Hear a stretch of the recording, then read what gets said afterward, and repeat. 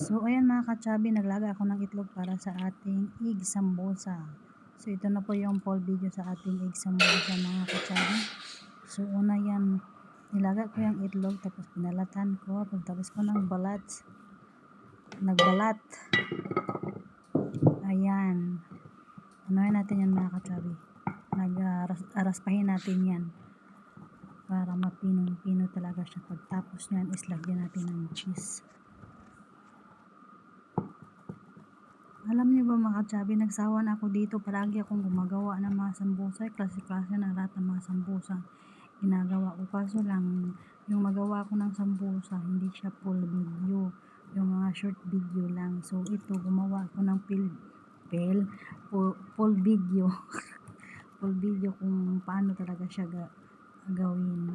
So ayan, niraspa ko yan siya mga kachabi. Nagturo sa akin ng nakita ko pala doon sa tagaluto.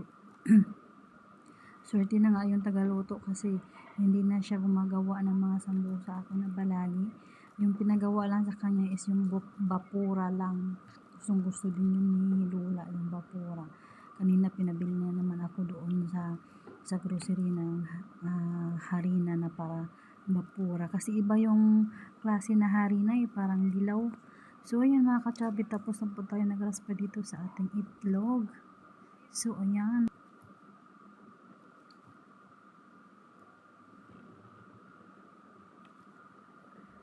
So ayan, durog na siya mga kachabi. Tapos niya nagwa ako ng asin, nilagyan ko ng asin kaunti. Hindi ko nga yan natikman kung anong lasa talaga yun.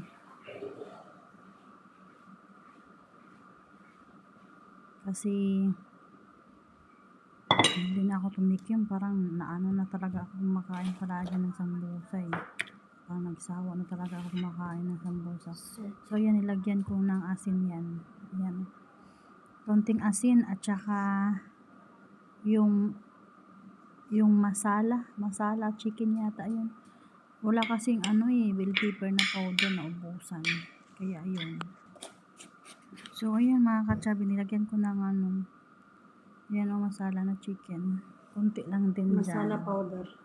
So ayan. Pagtapos nyan, halu-haluin lang din natin. At saka nilagyan ko na din ng asin. Kunti. Yung paggagawa ng sambusa ng tagaluto, hindi ko nakita kung ano mga nilagay niya. Pero nagturo sa akin yung si Madam Nars. Nagturo sa akin na lagyan ng ganyan, konting asin, konting cheese, ganon. Kaya ayun, hanggang nasanay ako. Minsan naman is patatas na sambusa, manok, kay laham. Ayun, mix lang. Tapos na mga kachabi, nagkuha ako ng cheese. 5 cheese, binalatan ko yan. So ayan. Yung kamay ko ay marami pang tubig talaga. Nahugas ko lang sa aking kamay. So, hindi na pala ako nag-glove dito mga kachabi. Hindi naman din sila maarte. Hindi tulad sa iba na magluto ka, kailangan talagang mag-glove dito. Hindi naman. Kasi nakita ko din yan ay nung Ramadan ba. Kasi pag maarte sila sobra, glove yan. Tulad nung sa Qatar ako, kailangan mo talagang mag-glove. Kahit nga magawa ng salad, mag-glove ka. Dito naman, hindi naman sa kanila. Ang masailan lang dito, yung Marte, yung nurse. Pag yun ang nasa kusina, ay nako, grabe.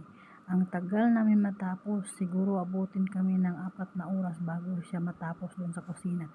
Tapos lahat ng mga gamit, labas lahat. Dami mong trabaho.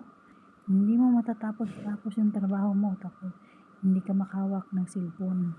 Ganyan po yung niraspa ko na cheese. Ihalo natin yan doon sa niraspa ko na itlog.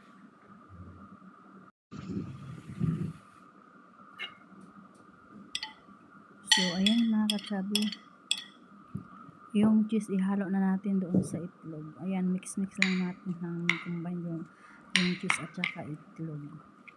Masarap naman to siya mga kachabi. Grabe, sobrang sarap niya. Pero ngayon hindi na ako tumitikim, hindi na ako kumakain. Siguro kumakain ako Minsan, isa ganun. Pag yung gutom na gutom talaga ako, pero sawa na ko yun. Palaging akong gumagawa ng ganyan. Kaya ayan, tamang halo lang po tayo mga kachabi.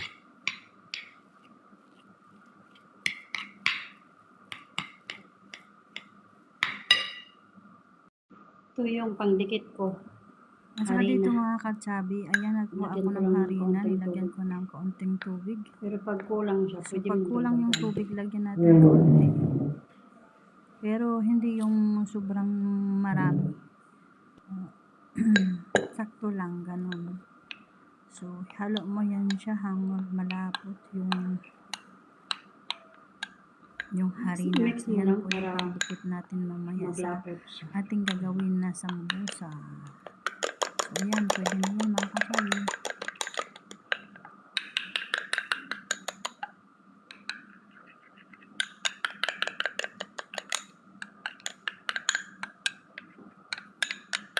So, ayan, pwede na yan. Pwede na yan. Parit lang ako. Ganon.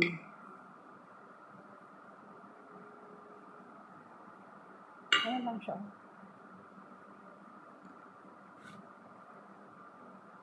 Saka yung pangdikit natin, yung harina na hinalo natin, nilagyan ko konti na tubig.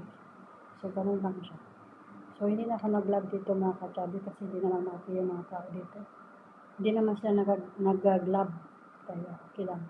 Mag-vlog lang ako pag mag-alaga ako sa matanda. So, ayan. Ganun lang. Ganun pa rin yung proseso. So, ayan.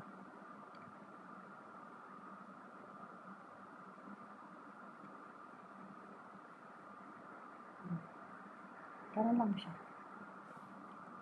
So, ayan mga kachabi. Tapos na ako gumawa ng ating sambusa. Ayan o.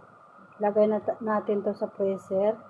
Tapos mamaya pagbaba ko ng alas 4. Ayan, tapos na siya. Ginawa ko ng egg sambusa. Mamaya pagbaba ko mga alas 5. 5:30 lutuin ko na to. So, yan ang mga kachabi. Thank you for watching and bye-bye. See you next vlog.